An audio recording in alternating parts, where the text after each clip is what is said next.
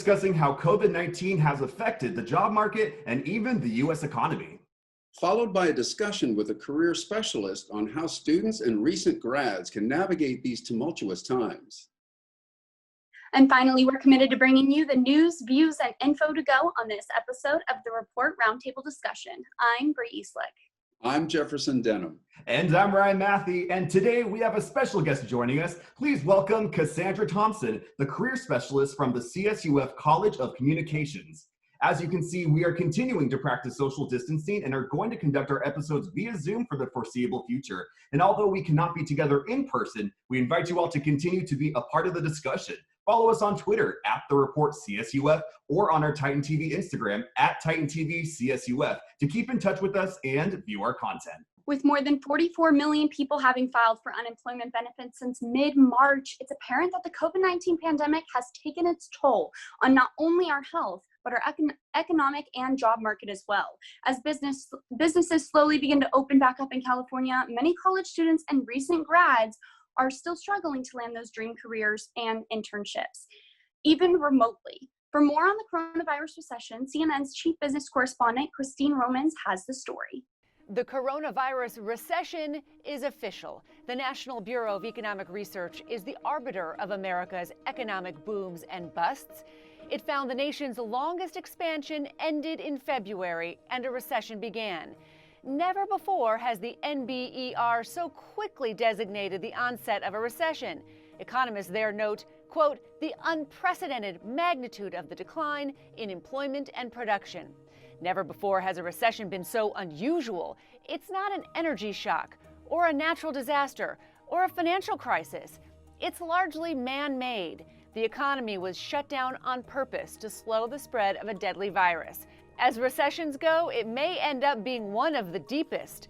The economy cratered 5% in the first quarter, with forecasts for contraction of up to 40% in Q2. And it might be short, very short. May jobs growth was the best in history. Economists noted what they call hidden hiring in the economy amid slow reopening. And their stimulus, record, epic stimulus. Nearly unlimited backstops to the credit markets from the Federal Reserve, and trillions in payments to businesses, the unemployed, and consumers from Congress. Now, Cassandra, I know that with COVID hitting, you guys had to go through a whole bunch of different changes and different ways to try and make the Career Center still be accessible to everyone. I was wondering what kind of adjustments did you guys make, and what are you guys doing right now to make sure that everyone can get a job or internship? Yeah, so luckily we had already kind of tested out putting our services online to make them more accessible for students who might not be commuting to campus all the time. So we already had Zoom appointments. So that helped in transitioning other things over. So we still offer one-on-one appointments with students over Zoom. Drive-through is now Zoom ready, and it's Mondays through Thursdays, 11 to 1:45 during the summer, and then during the school year, it'll go back to a larger amount of hours, including extended hours that got decided yesterday. But on top of that, we've really ramped up sort of the idea of us coming to you and not just you needing to come into our center, or in this case, come and make an appointment with us. So we now have a blog with a ton of information for students. We've got a virtual career center where it's kind of a one-stop shop to see what, if you're interviewing, you can go to a section. If you need webinars on resumes, you can go to a section. And we also have done summer programming. We don't normally do programming during the summer, but this year we have at least 2 workshops every week, some with employers, some us doing them. So Microsoft came the other day and did a whole workshop on how to use the Office suite, because not everyone knows Excel or PowerPoint, depending on your classes, right? So we want to level up your hard skills and your soft skills. So we're doing a lot of programming this summer to help everyone in that way as well.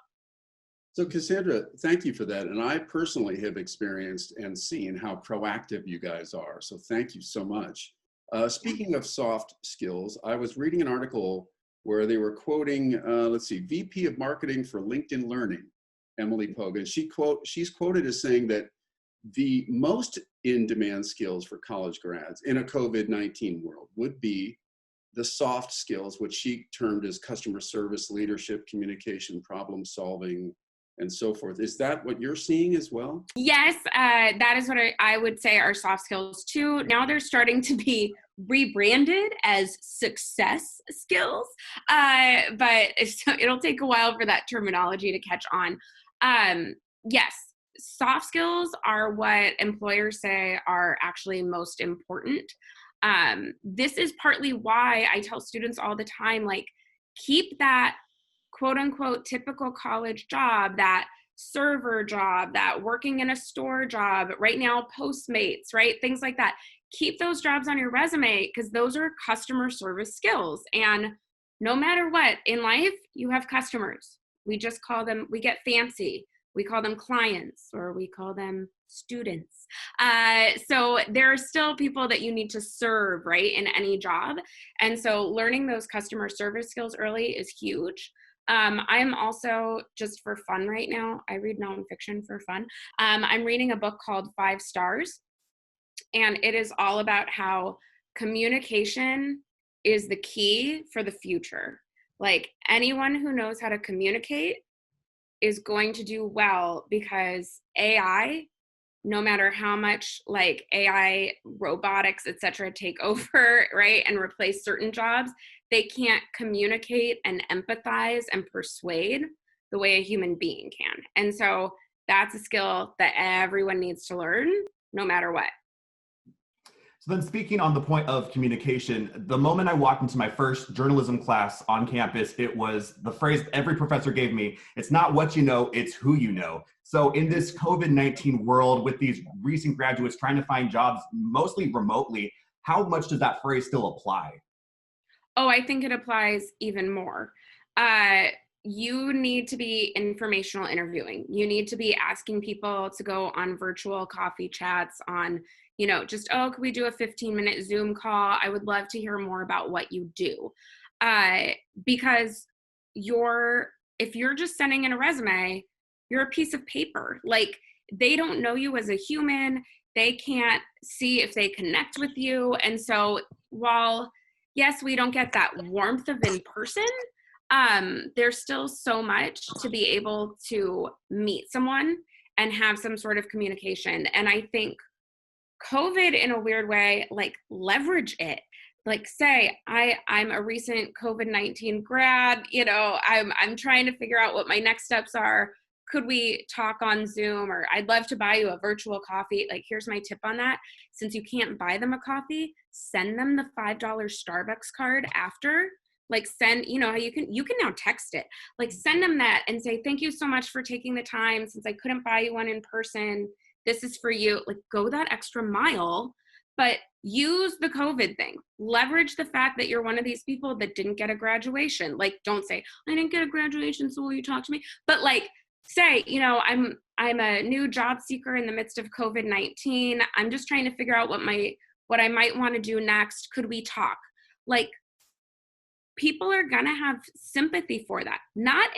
Don't misinterpret me. I'm not saying they're doing it out of pity, but I think people empathize and sympathize with the situation, and people want to help other people. So in this time, that feels like such an easy way to help somebody. Whereas if you asked back in January, they might have been like, nah, I don't have time for this, I'm busy. Now people are like, oh my gosh, I can help, and I want to talk to somebody other than my partner and my children. Yes, let's talk. Or I live alone and my dog's down here. I'm having full-on conversations with my dog. Like, yeah, I could use another human being. Let's chat, right? So use it to your advantage. Well, I love, this is such wonderful practical advice. What do you think is the advantage or disadvantage to maybe continuing education now? I know I'm finishing up my grad degree, for example. Is it maybe better to stay in school if you can, or is it better to get right into the marketplace? So everybody's situation is different. So I don't love giving blanket advice on that one. I think you need to weigh your options. I think you need to weigh your financial aid and what insurance covers and all those things that are like not my wheelhouse, and so I can't talk on. I do think there's something to, like, let's say in a non-COVID-19 world, the advice I always give is students would graduate and want another internship because they didn't feel ready, right? And I'm like, I don't think another 3 months is going to make you all this. I don't think 3 more months you'll feel more ready. I think just jumping into a job search, no matter what, you don't feel ready, because you shouldn't, because you don't know it all yet. That's why you get the job and you learn as you go, right? But I think there's something of looking at, okay, if I stay in school or if I stay doing another internship or things like that, I'm now 3 to 6 months more behind on getting a full-time salary, on getting a 401k, on getting benefits. And so I think there's just a little bit of a weighing your options there. I think things are starting to open back up. I think depending on industry, they're hiring more than ever. So it's really a case-by-case basis, but I think you really need to weigh the pros and cons of waiting it out versus just diving in, or maybe not. Like, I fully admit some things are just not hiring right now. Is it better to stay in school another semester, or is it better to just Postmates or TaskRabbit or whatever and get some tips or work at Trader Joe's or Whole Foods? Like, I tell this, I'm just a parrot at this point. I say this all the time. Trader Joe's and Whole Foods and Costco are 3 of the highest rated companies to work for every year, year after year. They're normally highly competitive to even get a stocker or a checker, a cashier job at, and they're all hiring like crazy right now, and they've upped their hourly. It's like, well, maybe we go do that for 6 months while we're networking when we're not on shifts, right? And make a little bit of money. So I think it depends, but I want you to think through all the options. Yeah, absolutely. So Cassandra, let's say someone gets the internship, and they want to build off that and possibly, work for their dream job if they have an internship at. How can you make a good impression over a screen and kind of get them to want to hire you on afterwards? Yeah, I think a lot of it just goes to professionalism in general. I think, number one, are you always on time? Are you the first one on that Zoom call, right? If there's a meeting and you're a part of it, you need to make sure you're the first one. You're not coming on, if it starts at noon, you're not coming on at 12:01. You're on at 11:58, waiting, smiling, ready to go, right? You're taking notes during it. You're dressed the part. This is a big one. Like, the way we look, our image is a nonverbal sign. It's nonverbal communication of who we are and what we represent to the world, for better or for worse. I know there's a lot that could be said there, but for the idea of trying to give a good impression at your job when you don't get to be in person, dressing as if you were going into the office is big. Now, I'm not saying if it's like a tech company, they're in jeans and t-shirts all the time. You wouldn't wear a suit, a button-down shirt and a tie the way Ryan is, right? That would look like, does he not know what we're about at this tech company, right? But dress the part of the job, even if you're not there in person, even if it's online, and I always tell everyone, like, there's a difference between looking casual in jeans and a t-shirt and my hair in a messy bun and no makeup on and like dark circles under the eyes, right? Looking like I didn't get sleep, and jeans and a t-shirt and I've combed my hair. I make sure I'm not shiny, right? Like, there's a difference. So it seems subtle, and like, why should that be the thing that gets me the job? But it really does show a nonverbal cue of professionalism. And when you don't get to be in person, we need to leverage every advantage we've got. The other thing I would say is just things that would matter whether you were on the job or not. Are you turning things in on time? Are you asking for feedback? Are you still trying to introduce yourself to people in the office, even if it's over email, and saying, hey, just want to introduce myself. I'm your new intern. well, we probably won't get to meet in person. I would love to do a Zoom and just hear about your role. If you have 10 minutes, like, get to know the people in the office. And then I think one really key thing for wanting a job at your internship company after your internship is understanding that it might not come immediately, but that doesn't mean they didn't think of you. We all have a friend who's engineering, computer science, or accounting, and we all hear their dream stories of like, oh, they interned their junior year and they got offered a full-time job after graduation. That's amazing, right? And we all want those. My comm people, my humanities people, it does not work that way for us, okay? So you need to realize that you have to keep that relationship up even after the internship ended. Just because they didn't have a role for you on the day your internship ends doesn't mean they won't 2 months from now, 6 months from now, a year from now. Stay in touch with your supervisor. Stay in touch with whoever managed the internships, whoever, like whatever recruiter hired you, because they are keeping their interns in mind for entry-level positions down the road. They tell me this all the time. So just know that it might not happen immediately, but it can still happen. Maybe this question's going back to the dream job situation where Yeah. in this wake of just going past COVID-19, we have these Black Lives Matter movements. We have these protests, not just across this country, across the world at this point. And finding a job is difficult enough, doing it remotely. And so in terms of finding a job that either is inclusive as you want it to be, as finding a job that aligns with your maybe ethical values, how should we weigh those in terms of finding a job right now where it could be not finding that kind of job is not going to be as accessible as if it would be out of a pandemic? I think you have to really weigh, so this isn't something we talk a lot about here, but I think you really have to weigh, what are your ethics and how much do they weigh into your job? I'm not saying they shouldn't at all, okay? So please don't misinterpret, but I think sometimes we have to think about, well, I have a lot of religious values, and there are certain things that I'm just not going to do no matter what. But there are other things that I can't expect everyone I work with to have the exact same values as me, or the company or university I work for to have the absolute same values as me. So I think there's something to thinking through, what are the core things that matter? And what are the things that it's okay that somebody has something different than me, because FYI, that's what diversity actually is. If you all believe the same thing, that's not actually diversity. Now, there's a difference in diversity in beliefs and diversity in morals, right? That's different. But I would really be thinking through what pieces super matter and what things it's okay that someone and I disagree, okay? Then, and I'm not saying what that line should be. You might decide it all matters and I will only work at this narrow set of places, and that's fine. Just know the job search might take a while, right?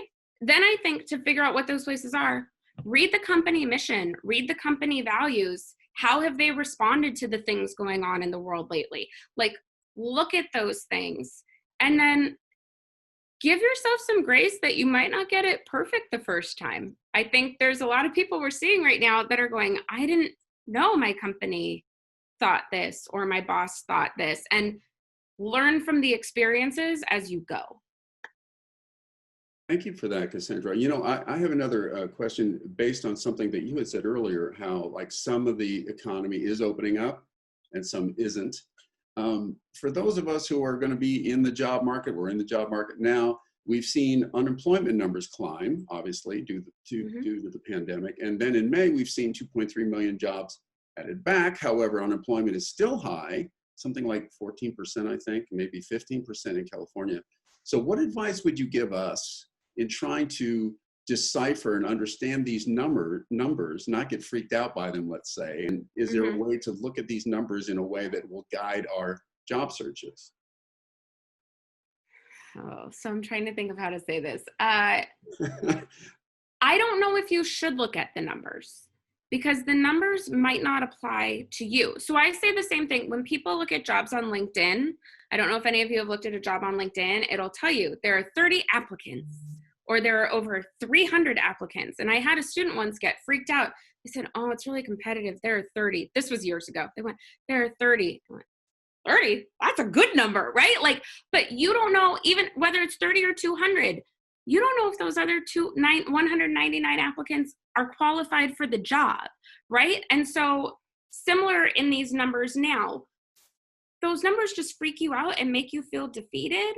You don't know if, and I don't know, I haven't completely done the research on that.